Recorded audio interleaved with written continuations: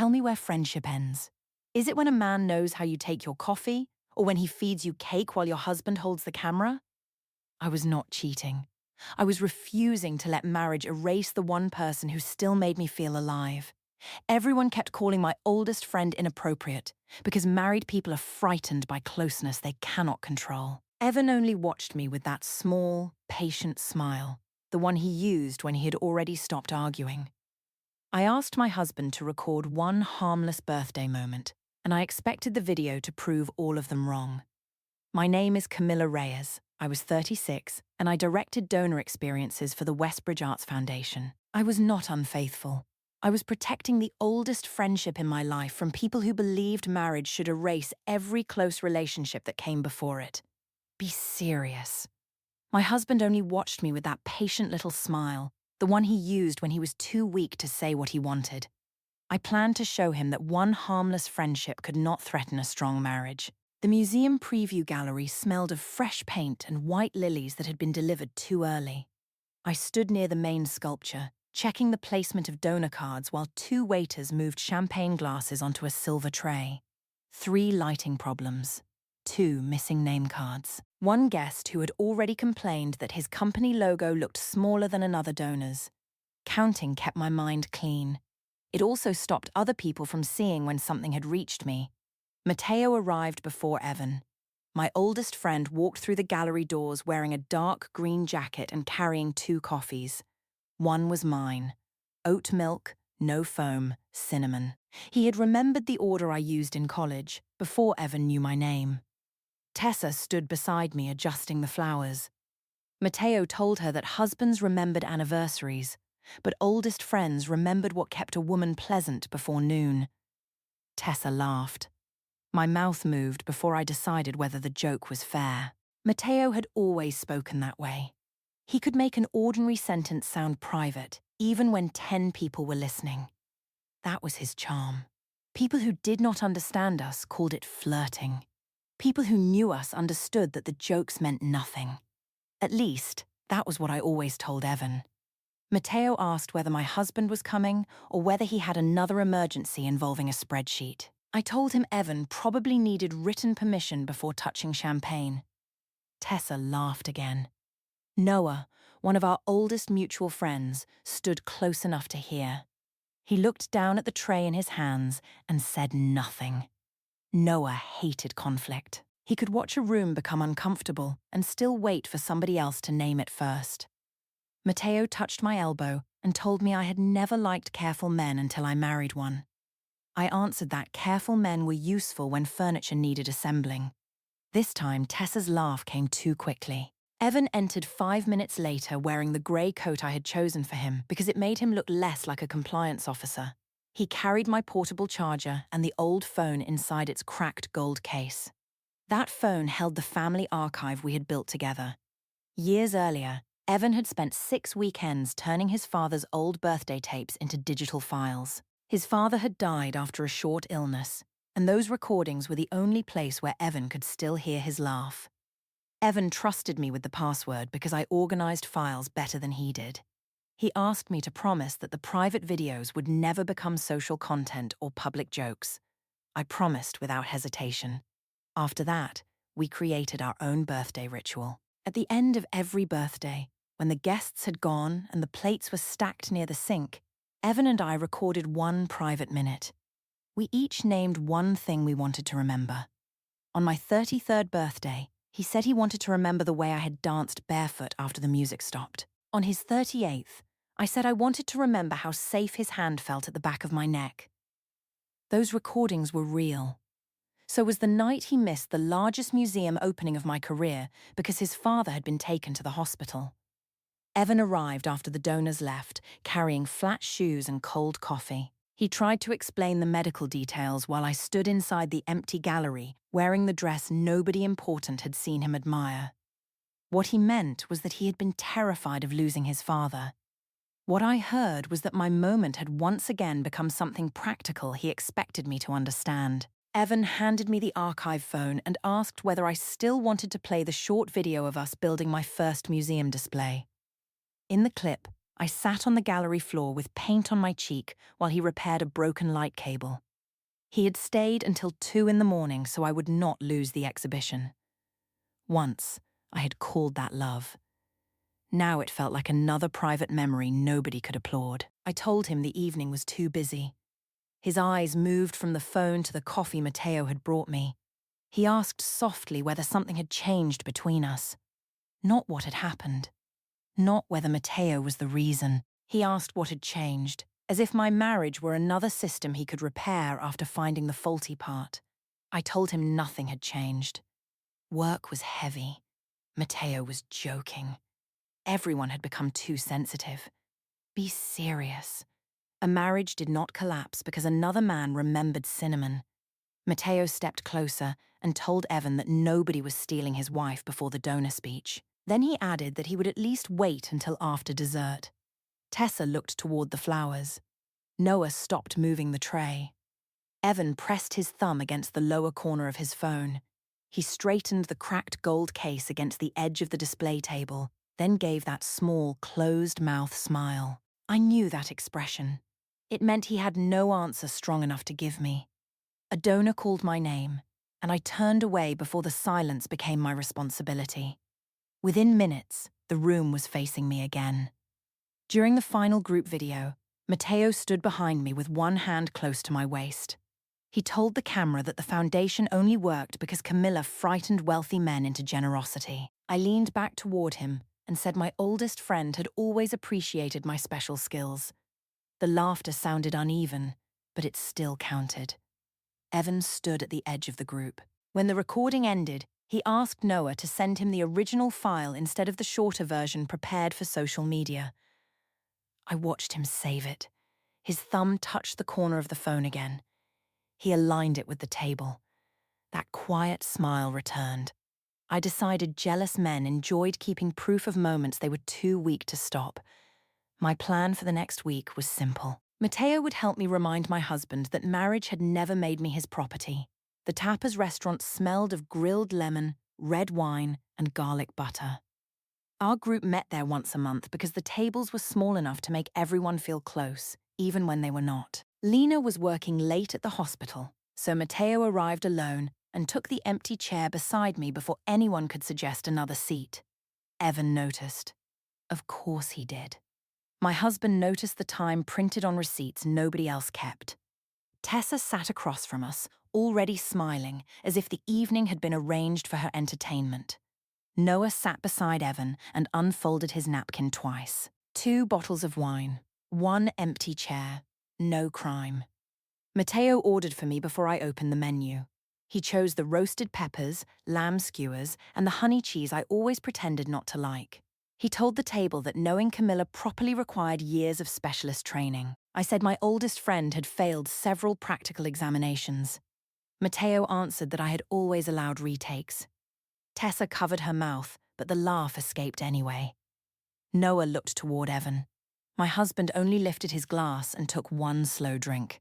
Matteo leaned close enough for his sleeve to touch mine and asked whether I still slept with 1 foot outside the blanket. He explained that college roommates learned intimate things by accident. I told him he had spent too much time studying my bed. The silence lasted less than a second, but I counted it. 1 look from Noah. 2 fingers tightening around Evan's glass. 3 people waiting for me to repair the line. Tessa laughed first, so I let the joke live. Be serious. A joke did not become an affair because married people looked uncomfortable. Evan placed his phone beside his plate. His thumb pressed the lower corner, and he aligned the case with the edge of the table. That small, closed-mouth smile appeared again. I read it as weakness. Matteo read it as permission. He told Evan that he should be proud because his wife was still interesting enough for people to study. Evan asked whether Lena knew he spoke about me that way when she was not present. The question was calm, almost polite. Matteo said Lena understood that adults could joke without turning everything into a problem. I told Evan that Lena was not insecure. What he meant was that Matteo was using his wife's absence to cross a line. What I heard was my husband trying to make the whole table supervise me. I said he was embarrassing himself by treating harmless humor like evidence. The word evidence made Evan look at me for 1 second longer. He did not answer. The consequence was small. He stopped speaking unless Noah asked him something directly. After dinner, Matteo followed me into the coat check alcove while Evan paid our part of the bill. The narrow space smelled of wet wool and perfume. Another couple reached behind us for their coats, forcing Matteo closer. He told me Evan looked ready to arrest a joke. I said Evan confused facts with feelings because facts never demanded courage from him. Matteo asked whether I still remembered the summer before my wedding. There had been one evening on his balcony when we almost kissed. Nothing happened. Almost was not an event. He reminded me that he had warned marriage would make me restless. I told him he had always been arrogant. He said he had also been right. His voice became quieter when he said it. For half a second, the restaurant noise disappeared behind the coat check wall. Then Evan called my name from the entrance, and I stepped away. In the car, my phone lit up with a message from my oldest friend. Matteo wrote that he had forgotten how beautiful I looked when I became dangerous. I read the line twice. Then I deleted it. That was my first active choice. Evan was driving, and the phone had connected to the dashboard. Streetlights moved across his hands. He asked why Matteo's name had appeared and vanished from the screen. I told him Matteo had only asked whether we arrived home safely. The lie was easy because it sounded like something a friend might send. Evan nodded once and drove the rest of the way without music. The next morning, he found me near the hallway coat hooks. He held the cracked gold phone because I had left the archive device charging overnight. He asked about one specific incident. Matteo's message had arrived at 11:17, and I deleted it before we crossed the bridge. Evan wanted to know why a safety message needed deleting. 11:17. Exact. I decided he must have stared at the dashboard notification instead of watching the road. I told him monitoring my messages was not normal. He said he had not monitored anything. The car display had shown the first words before I removed them. Then he asked what Matteo had actually written. What he meant was that my answer did not match what he saw. What I heard was the beginning of a cage. My mother had always said men began with small questions before they started counting clothes, friends, and hours. I moved 2 coats, 1 scarf, and the umbrella Evan had repaired last winter. Counting kept my voice steady. I told him that my oldest friend sometimes used language he could not understand because Evan had never understood playful people. Evan asked whether marriage required any private boundary around another person's attraction. I said he was inventing attraction because he could not compete with history. His mouth went flat. He placed the archive phone beside our keys and aligned it carefully with the console. Then he said that if history allowed Matteo to disrespect our marriage, history was not protecting anything. Tessa heard my version during lunch and said Evan was frightened because Matteo made me look alive. Priya from finance overheard us and asked whether Lena found those jokes funny. I told her Lena understood us. That answer was based on silence, not proof. That evening, Lena messaged me to ask whether dinner had been enjoyable. I said we had missed her. She asked whether Matteo had behaved himself. I replied that he was always harmless. The typing dots appeared twice. No answer came. I decided she was tired. My plan was already forming. I would prove that Matteo and I could behave exactly as we always had, and nothing would happen except Evan finally learning to control his jealousy. The rooftop after-party smelled of wet stone, rosemary smoke, and the expensive candles the hotel placed near every glass wall. Heaters clicked above us while the city lights broke across the railing. I had spent 6 weeks building the donor event downstairs, and the rooftop was where I planned to enjoy what I had earned. Matteo had been beside me since the first guest arrived. Evan came late because a city audit had run over. By the time my husband stepped through the glass doors, my oldest friend had already brought me 2 drinks, fixed the clasp on my bracelet, and told 3 donors the story of how I once climbed through a college window wearing 1 shoe. People liked us together. That was not my fault. Some people carried rhythm. Matteo knew when I would pause and where the joke would turn. Evan needed a question, an answer, and several seconds to arrange his face. He kissed my cheek, told me the event looked beautiful, and asked whether I had eaten. Of course, he asked about food. Matteo had asked whether I felt powerful. There was the difference. Tessa joined us near the railing with Noah behind her. Lena had declined because she had an early hospital shift. Matteo raised his glass and said Evan deserved an award for trusting Camilla around him. Tessa gave a smaller laugh than usual. Evan asked why trust required an award. Matteo said some friendships would make weaker husbands lose sleep. I placed my hand on Matteo's shoulder and told Evan that my oldest friend was admitting he found me irresistible, so my husband should accept the compliment. Noah looked toward the elevators. Tessa studied the melting ice in her glass. Evan did not answer fast enough, and that silence pulled something sharp out of me. I wanted heat. One jealous sentence. A hand at my waist. Anything public enough to prove that losing me would frighten him. Instead, he asked Matteo whether Lena knew he spoke about our friendship that way. Matteo said Lena was not insecure. I helped him by laughing. Evan looked at me, not Matteo, and asked whether Lena would enjoy the conversation if she were standing beside us. What he meant was that we were taking advantage of her absence. What I heard was another attempt to make me responsible for everyone's comfort.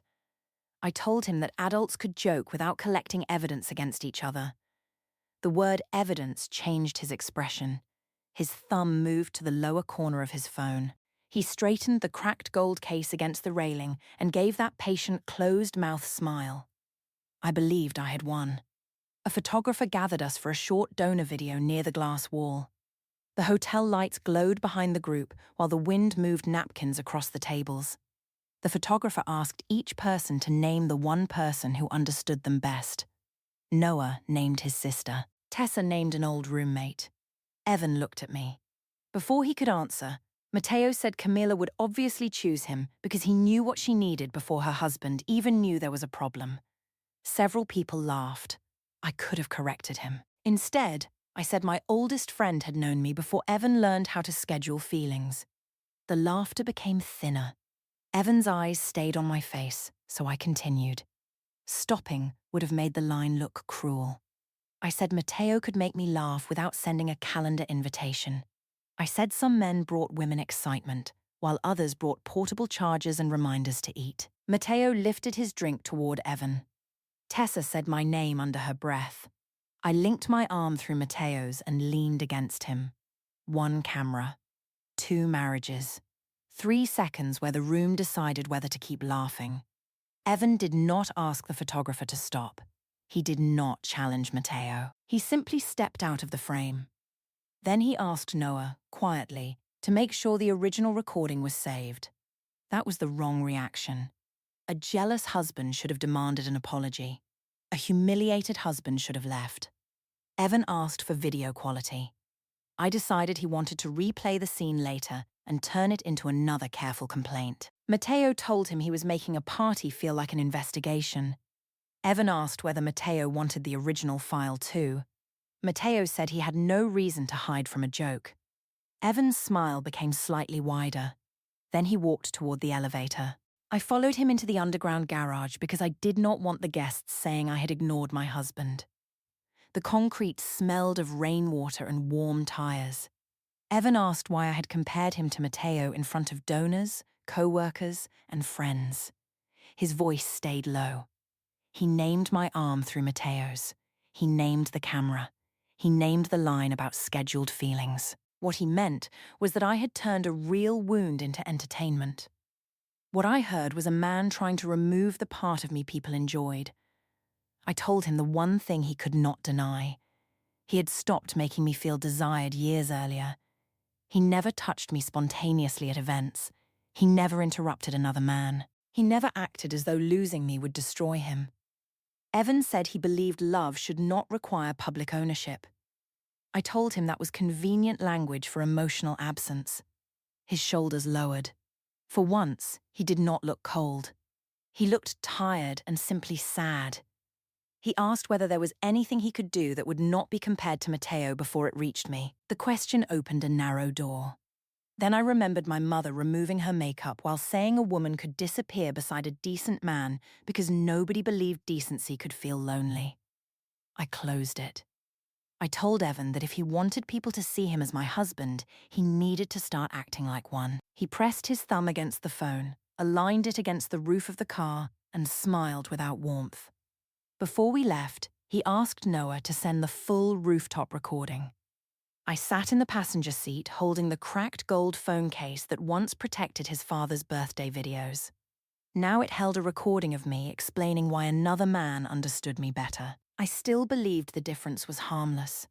My next move would be softer. I would promise Evan a boundary, then prove that the boundary did not need to change anything real. My mother's sunroom smelled of basil, dust, and the lemon polish she used on every wooden surface. Ruth had invited me for coffee without Evan, which already made the conversation feel arranged against me. She placed her phone on the table and opened the rooftop video. My arm was linked through Mateo's. Evan was stepping out of the frame.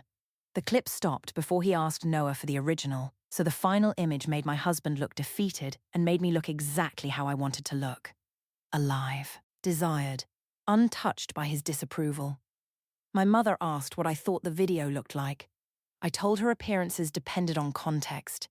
She said the context looked like her married daughter humiliating her husband beside another married man. Be serious. This was the same woman who had spent my childhood warning me that marriage could erase a woman. Now she wanted me to become smaller because my husband disliked a joke. I reminded her what she had said after my father left. Ruth shook her head and said she had warned me against becoming invisible, not against loyalty. 3 basil pots, 2 coffee cups. 1 video paused on Evan's face. Counting stopped me from answering too quickly. My mother said relatives had begun asking whether Mateo and I were already together and whether Evan simply had not admitted the marriage was over. She said even my aunt believed I had emotionally left my husband before anyone announced it. I told her people enjoyed scandal because their own marriages were boring. Ruth asked whether Lena enjoyed it too. I said Lena understood our friendship. Again, the answer came from silence, not proof. When I returned home, Evan was sitting in the living room with the archive phone connected to the television. His father stood on the screen behind a birthday cake, laughing because somebody had placed too many candles on it. Evan did not turn the recording off when I entered. He said his father had hated cameras but allowed family videos because private memories stayed safe. His voice was not sharp. That made it harder to fight. He asked whether our marriage still contained anything I did not need other people to witness. What he meant was that he missed the private version of us. What I heard was emotional pressure built around a dead parent. I sat beside him and changed tactics. My hand covered his. I told him the rooftop had gone too far. I admitted Mateo's jokes sometimes sounded worse than they were. I promised there would be no private late-night messages, no adult jokes in front of Evan, and no physical contact people could misunderstand. The compromise sounded generous because I had chosen every limit myself. I expected him to accept it. Instead, he asked whether I would tell Mateo the boundary while Evan was present. The request made my apology feel like obedience.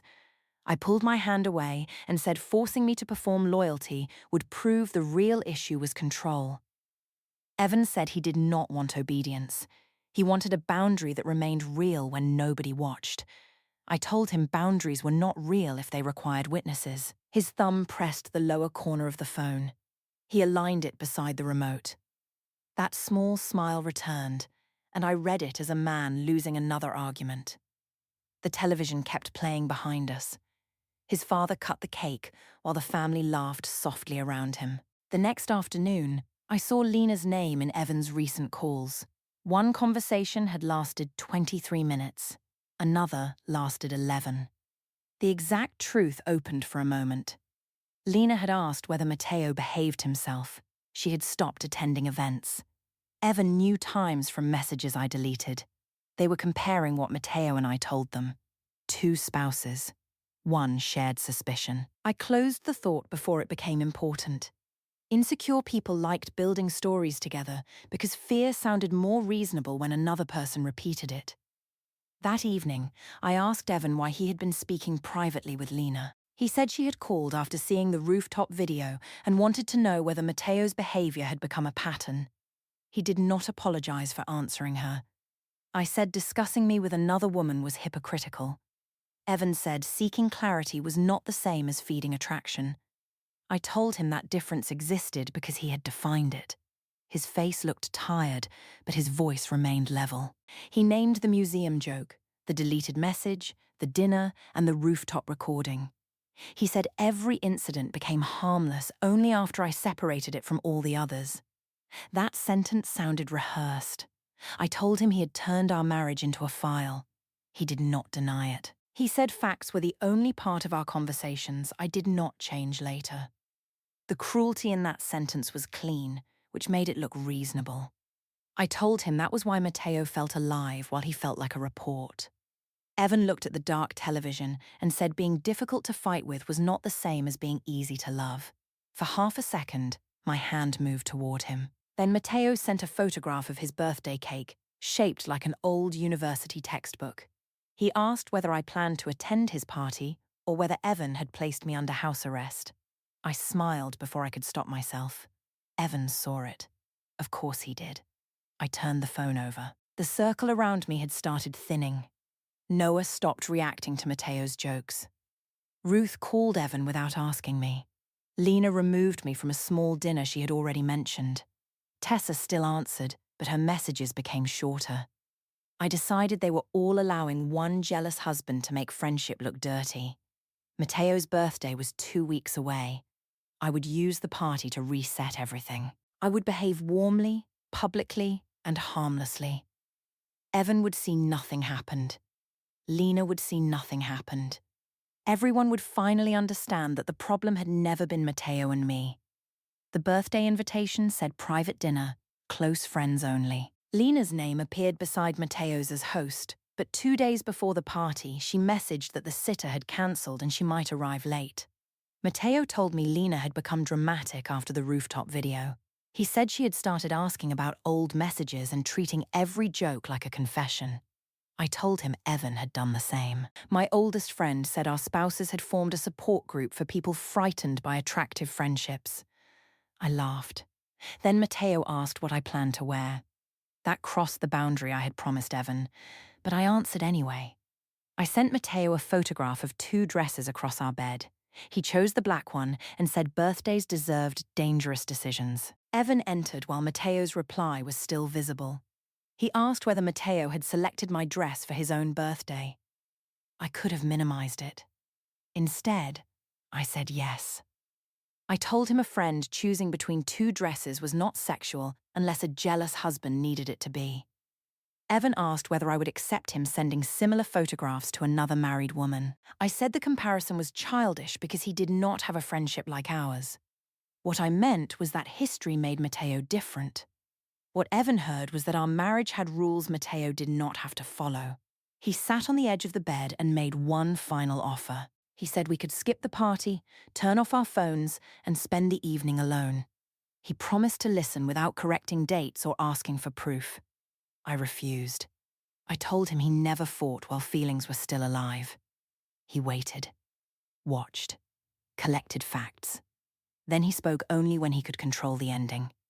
Evan did not deny it. He said disorder frightened him because every argument in his childhood became punishment. Facts were the only place where he stayed steady. I used that honesty against him. I said Matteo entered rooms without emotional safety equipment. I told Evan women did not feel desired by men who needed documentation before touching pain. He asked whether I was choosing the party. I said I was choosing not to be managed. Evan pressed his thumb against the lower corner of his phone, aligned it with the bedside table, and smiled. Then he said he understood and would handle everything properly. I heard surrender. Before leaving, I sent Tessa a photograph of the black dress. The message showed as seen. No answer came. At the restaurant, Matteo greeted me before Evan. His hands moved close to my waist, and he reminded me that he had chosen the dress. Evan stood behind me carrying the gift bag. Lena had not arrived. Tessa's chair remained empty. During dinner, Matteo joked about the hotel room we once shared during a cancelled college trip. I said there had been 2 beds. He answered that there had technically been 2 beds. The implication stayed. Evan sat beside me with the cracked gold phone case in his hand. Thumb at the corner. Phone aligned with the table. Small smile. When the cake arrived, Matteo placed frosting on one finger and held it toward my mouth. The room hesitated. I leaned forward and accepted it while looking at Evan. Matteo lifted another bite with a fork. I accepted that too. Then I asked my husband to record us. I said it would be a cute memory. Matteo told him to capture his better side. Evan stood, stepped back, and raised the phone. His thumb touched the corner. He straightened the case between both hands. Then he smiled. I leaned closer to Matteo as the red recording mark appeared. I was certain the video would prove I had been right. Evan kept the phone steady. Matteo lifted another forkful of cake, but my husband asked him to repeat the joke from the museum preview first. I told Evan not to ruin the video. He smiled and named the file instead. Westbridge Preview, October 14th, 9:42.